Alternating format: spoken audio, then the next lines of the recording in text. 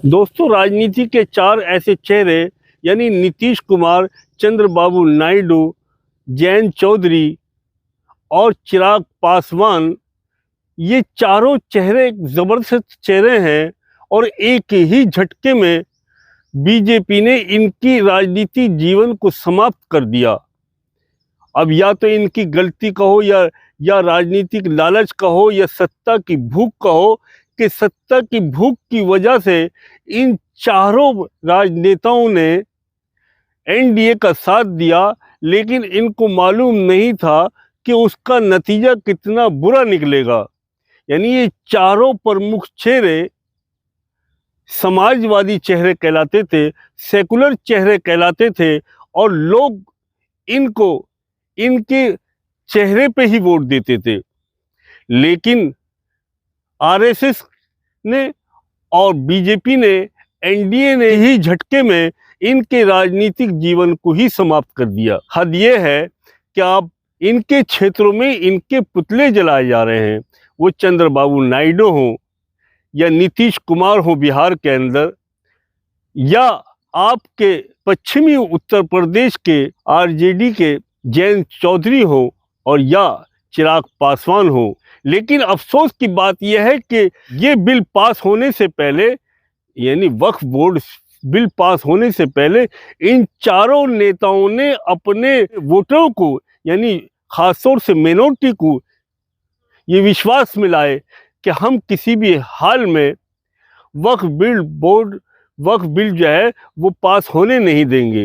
यानी रमज़ान के महीने के अंदर पूरी ये चर्चा रही और ये चाहे रामविलास पासवान के बेटे चिराग पासवान हो और चाहे नीतीश कुमार हो और चाहे चंद्रबाबू नायडू हो, ये मुसलमानों के बीच जाकर इस बात का दम भरते रहे कि हम वक्फ बोर्ड बिल किसी भी हाल में पास नहीं होने देंगे, हम इसकी हिमायत नहीं करेंगे। लेकिन इसके ऊपर जब बहस हुई और इसके पास होने की जो दिन आया, तो ये चारों नेता बिल्कुल खामोशी अख्तियार कर ली। अब न जाने इनके ऊपर किस चीज़ का दबाव था, ईडी का दबाव था, सीबीआई का दबाव था या और कोई राजनीतिक दबाव थे, न जाने क्या दबाव थे कि इन लोगों की ज़बान ही नहीं खुली और संसद के अंदर बहुत आसानी से वक्फ बोर्ड बिल पास हो गया और इन चारों नेताओं का राजनीतिक जीवन समाप्त हो गया। हाल में होने वाले चुनाव जो बिहार में इसी वर्ष चुनाव होने हैं, नवंबर के अंदर, अक्टूबर के अंदर जो चुनाव होंगे, उसके अंदर नीतीश कुमार का जीवन राजनीति समाप्त हो जाएगा और इसका फायदा किसी दर्जे बीजेपी तो उठा नहीं सकती, लेकिन कांग्रेस पूरी प्रयास कर रही है कि बिहार के अंदर वो अपना पंजे जमाना चाहती है। उधर लालू प्रसाद के बेटे भी अपनी पूरी तरह से फॉर्म में आ चुके हैं, क्योंकि मुसलमानों के पास में अब अगर कोई दूसरा रास्ता बचा है तो वो लालू प्रसाद के। तो इस तरह से हो सकता है कि जो इंडिया गठबंधन है वो वहाँ मिलकर चुनाव लड़े। लेकिन बार बार श्री राहुल गांधी जी का बिहार पहुँचना और अतीत को दोहराना और बतलाना कि मेरी दादी ने और इसी को अपनी चुनावी रणभूमि बनाई थी और यहीं से आपने बिगुल बजाया था, यानी उन्होंने उस दौर का जिक्र किया जिस दौर में जेपी आंदोलन छिड़ा सन 1978 के अंदर और इंदिरा गांधी को बहुत बेइज्जत करके जेल भेजा गया। और उसके बाद में जब इंदिरा गांधी आती हैं तो अपना चुनाव रणभूमि वो बिहार को चुनती हैं और बिहार से फिर वो पूर्ण बहुमत से पूरे भारत के अंदर छा जाती हैं। इस बात को राहुल गांधी बहुत आसानी से समझ रहे हैं कि बिहार का नौजवान और बिहार का पिछड़ा हुआ तबका, बिहार में रहने वाला अल्पसंख्यक, बिहार में रहने वाला एससी अगर उनके काबू में आ जाए और उनकी बातों में आ जाए और उनको हम अपने साथ में ले लें तो बिहार को बहुत आसानी से जीता जा सकता है। आज बिहार का नौजवान बेरोजगारी के आलम में है। आज एससी जो है बहुत टूटा हुआ है, बहुत कमज़ोर हालत में है।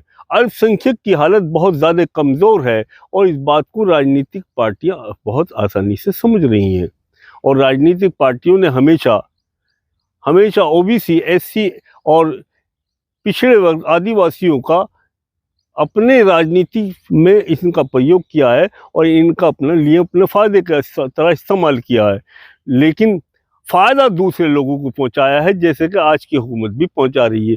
यानी वो सभी वर्गों का वोट लेने के बाद में स्वर्ण जाति के लोगों को और मालदार तबके को और देश के जो पूंजीपति लोग हैं, केवल उनको फ़ायदा पहुंचा रही है। ऐसे ही कांग्रेस करती चली आई।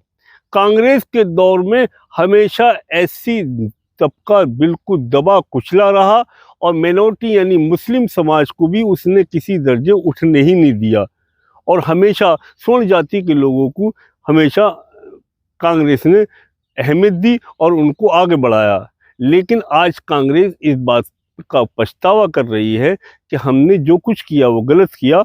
आज वो ऐलान करती है बिहार के अंदर कि हमने अपनी जो इकाइयां बनाई हैं, हमने जो अपनी यूनिटें बनाई हैं, उसके अंदर 75% यानी 75% जो है हमने मिनॉरिटी के लोग लिए हैं, हमने एससी के लोग लिए हैं, हमने ओबीसी के लोग लिए हैं, पिछड़ा वर्ग से हमने यूनिटी बनाई है। हम पिछड़े वर्ग को, हम मिनॉरिटी को, हम एससी समाज को हम आगे बढ़ाना चाहते हैं, इनको राजनीति के अंदर लाना चाहते हैं। ये माननीय श्री राहुल गांधी ने खुलकर ऐलान किया। अब ये राजनीतिक पहलू है या राजनीतिक ऐलान है, ये कहा नहीं जा सकता, लेकिन आज मिनॉरिटी, ओबीसी, एससी, ये तमाम समाज के लोग जो हैं आज राहुल गांधी के साथ में खड़े हुए हैं और राहुल गांधी पूरी तरह से अपना दबदबा, अपनी सरगर्मियां बिहार के अंदर उनकी चल रही हैं। राहुल गांधी जी जैसे जैसे बिहार पहुंच रहे हैं, अपना रंग जमाते चले जा रहे हैं। हो सकता है कि इंडिया गठबंधन के माध्यम से ही ये चुनाव वहां पर लड़ा जाए। नीतीश कुमार को शायद इस बात का अंदाजा भी न होगा कि ऐसा भी समय आ जाएगा कि एक ही झटके में बीजेपी इनके राजनीतिक जीवन को समाप्त कर देगी। 20 सालों से जिस वोटर्स के नाम पर जिंदा रहने वाला इंसान और जिसके ऊपर राजनीति करने वाला इंसान और जिसकी वजह से हमेशा 20 सालों से मुख्यमंत्री बना रहा हो, मुख्यमंत्री की धारा में रहा हो, आज वही वोटर जो है आज उनसे इस दर्जे नाराज है कि वो किसी भी हाल में नीतीश कुमार को वोट देना नहीं चाहता और नीतीश कुमार को वो हरगिज वोट नहीं देगा। ये बिल्कुल तय हो चुका है। नीतीश कुमार चाहे टोपी पहन ले, चाहे मस्जिद के अंदर जाकर सजदा कर ले, लेकिन मुसलमान इस कदर नाराज हुआ है कि मुसलमान किसी भी हाल में नीतीश कुमार को अपना वोट नहीं देगा। यानी नीतीश कुमार का राजनीतिक अस्तित्व समाप्त हो गया। ऐसा नुकसान नीतीश कुमार के जीवन काल के अंदर राजनीतिक जीवन में पहले कभी नहीं हुआ होगा, जो उसने इस बिल के पास हो जाने के बाद में और एनडीए को समर्थन दे जाने के बाद में जो नीतीश कुमार का राजनीतिक नुकसान हुआ है, ऐसा नुकसान शायद नीतीश कुमार जी को अपने जीवन के अंदर कभी हुआ हो। जबकि ये माना जा रहा है कि नीतीश कुमार जी अपने बेटे को पूरी तरह से राजनीति में लाना चाह रहे हैं और वो पूरी तरह से सक्रिय भी थे, जगह जगह उनके भाषण भी हो रहे थे, लेकिन अपने खुद तो डूबे ही डूबे हैं, अपने बेटे को भी ले डूबे। बार बार दूसरे लोगों ने सचेत किया कि ये सरकार आपके राजनीतिक अस्तित्व को समाप्त कर देगी। उधर नीतीश कुमार के साथ में दूसरे एक नेता हैं आंध्र प्रदेश के चंद्रबाबू नायडू, कमोबेश उनके साथ तो इससे भी बुरा हाल है। वहाँ का वोटर बिल्कुल अब चंद्रबाबू नायडू अगर किसी भी सोने के भी बनकर आ जाए, चाहे टोपी या रुमाल बांधकर भी आ जाए, लेकिन आंध्र प्रदेश का मुसलमान किसी कीमत पे भी उनको वोट नहीं करेगा।